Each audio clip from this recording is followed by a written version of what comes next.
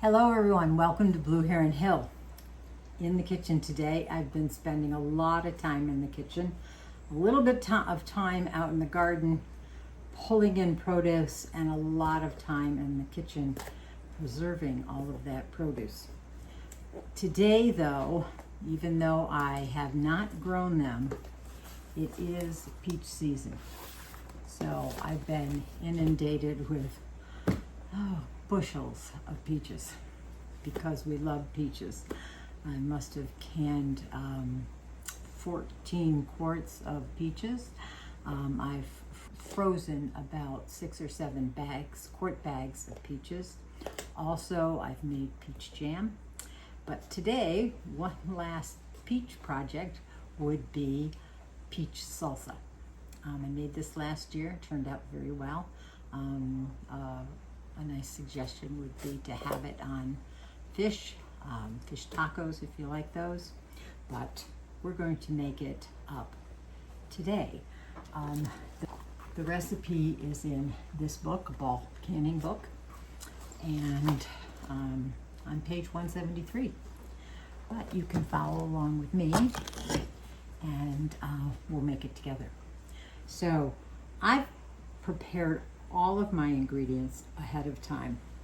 It calls for 6 cups of diced up.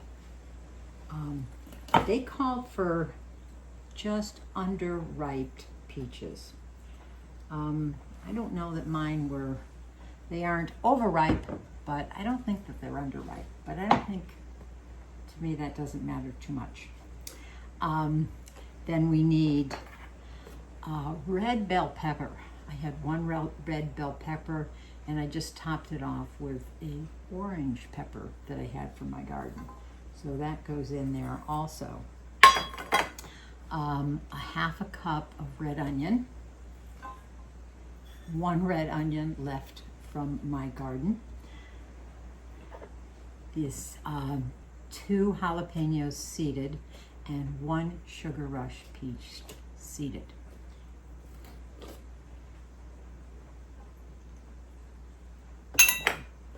1 cup of sugar and 1/2 cup of water, and to this I added another 1/4 cup of lime juice.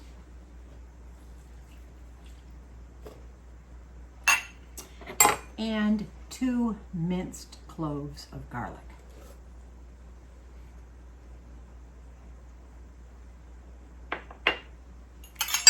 Give this a little bit of a stir here.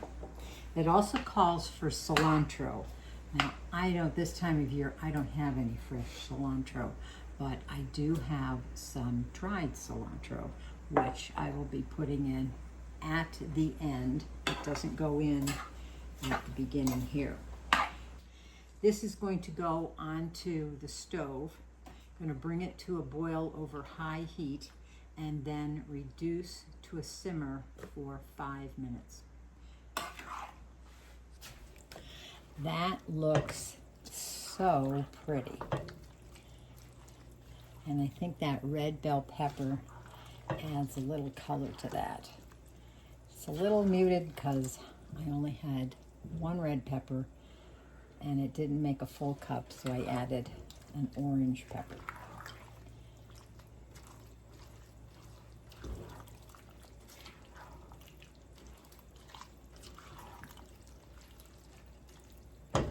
Okay, going to bring this to a boil.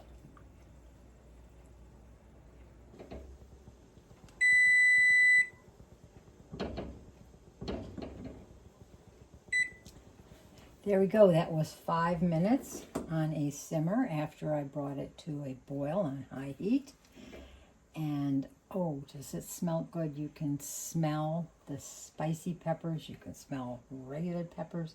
You even smell that red onion in there. This is really good. So now we're going to jar this up. I have my jars in my steam canner right here. And if you don't have a steam canner, you might want to consider getting one. They aren't that expensive. as I wait for my product to come to a boil and get all prepared in the proper instructions, I put my jars in my steam canner upside down. And this certainly helps in, so you don't have that big huge pot of water on to boil. And they are all ready to go. The recipe says it's supposed to be for 7 pints. I found that 7 half-pint jars.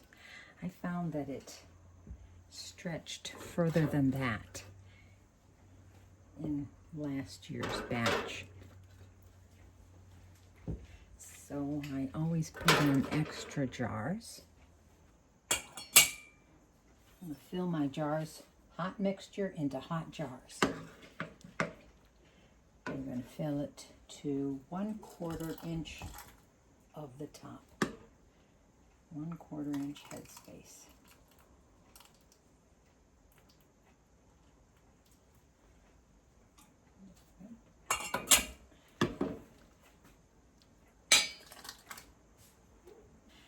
After debubbling, always I use a wooden chopstick, or you can use a plastic, but never use metal because it may crack your jars. Then with a paper towel in white vinegar, this is very sticky because we've used sugar. We want to wipe our rings and make sure there are no leftover deposits of specks of the food along the rim line. And then we center our lid and put our ring on just fingertip tight and transfer it over to our, in this case, my steam canner.